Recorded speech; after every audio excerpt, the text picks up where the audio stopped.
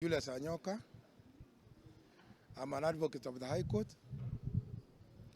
Today I come for a ruling in regards to an application which has been filed by Honorable Martha Karua, where she was seeking to commence private prosecution against the returning officer,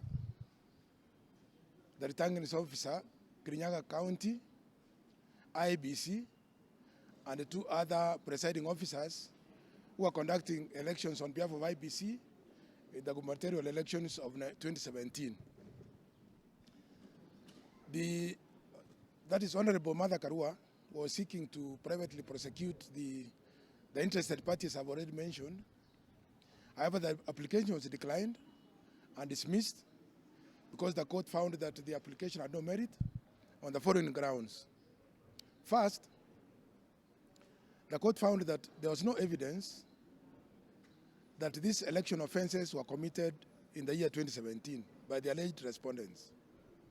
Two, there is no evidence that a formal report was launched to the DCI and the Director of Public Prosecution. There was no evidence that was tendered before court.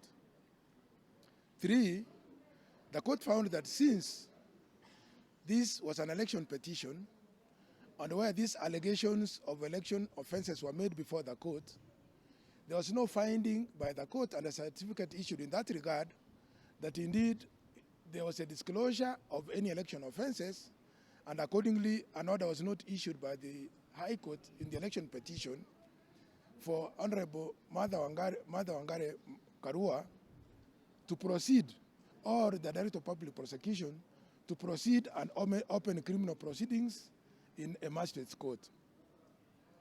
Then further, there was an issue of jurisdiction. The court made a finding that pursuant to Section 22 of the Elections Act, any allegation of commission of election offenses is supposed to be commenced by the Director of Public Prosecution within 12 months of the alleged date of commission of those offenses.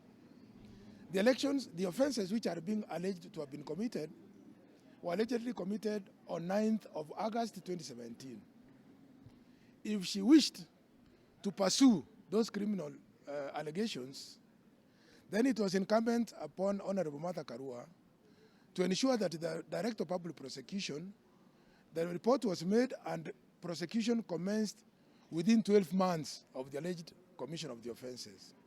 Two, since Honorable Martha Karua elected to wait the decision of the High Court, where she had filed an election petition challenging various allegations of irregularities and malpractices, then upon the determination of the petition, which was sometime in August 2018, then 12 months within that period, then she's supposed to have commenced these criminal offenses against the alleged or suspected officers. Now, having failed to do that, then the court lacks jurisdiction beyond the period of 1 year or 12 months to proceed with prosecution of those offenses.